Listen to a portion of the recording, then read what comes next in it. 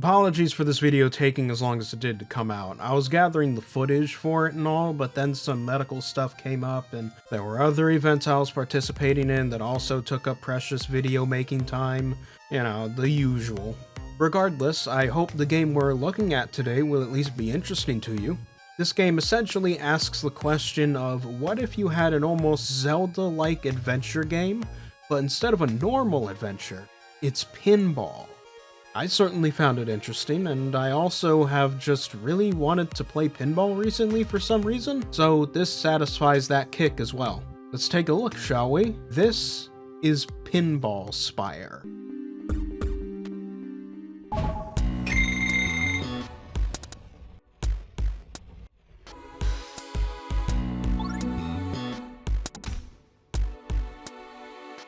Graphics-wise, Pinball Spire is way better looking than one might initially expect from just a pinball game. It's a pixel graphics game, yes, but that's not the exceptional part.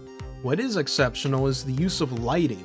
Light sources have this soft glow to them that makes the levels really look pretty, and crucially, it helps distinguish the important parts of the levels from the rest.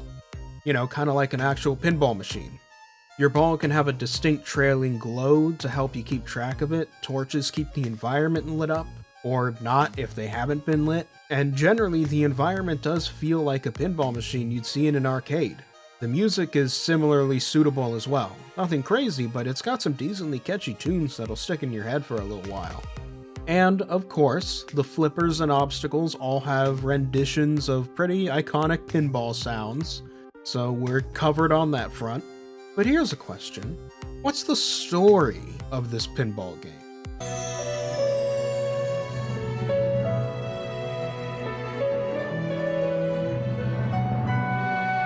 Yeah, no, there's really not much in this section. All you really get is that you're this little ball thing, there's a tower, and something in the tower calls to you, so you go exploring it.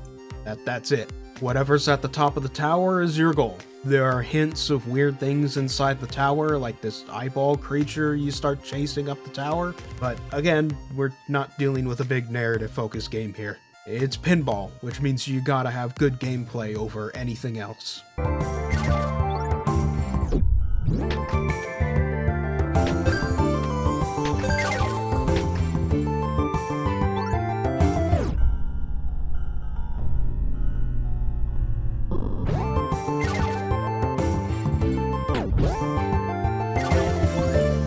The gameplay is just what you'd expect.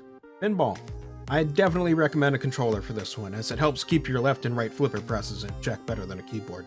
Plus, there are some extra controls involved here that having controller buttons for might prove useful. Essentially, any and all flippers in the game, as well as a few other things, are controlled by either your left or right trigger. Which one depends on what side of the screen the flipper is on. And those little spinning bars spin in the direction of the trigger you use. And naturally, you use those tools to hit your pinball into certain objectives until you're able to proceed to the next level, assuming you've gathered enough of the little currency point emerald things that the game wants you to collect. What gets interesting are the powers you unlock. Things like slowing down time to aim your shot, or bursting into flames to light torches and ram through enemies, or even bumping your pinball in a certain direction as if you are actually giving the machine a good smack. All of those and some more add to the complexity of the puzzles on offer, forcing you to think through your decisions a little bit more.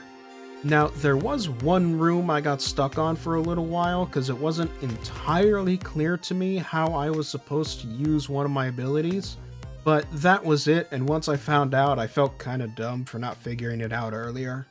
In fact, you might be watching it on screen right now, and who knows, maybe you already figured it out before I did. If so, good job. You're smarter than me. Overall, though, it's a fun little pinball puzzler. And those are my general thoughts on Pinball Spire as a whole. It's a fun little pinball-themed puzzle adventure. It costs about $15 on Steam, and personally, I'd say it's worth the price for what you get out of it. I think the best way to describe it is that it knows not to stretch itself too thin. So you get just enough game to have fun, but not so much that it starts to get repetitive. At least from everything I've seen. So I'd give this game a solid thumbs up. Go check it out. This has been TheRatMan, and I will see you all later.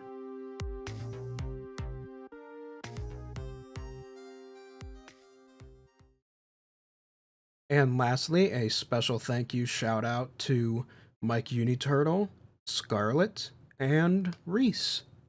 Thank you for the support.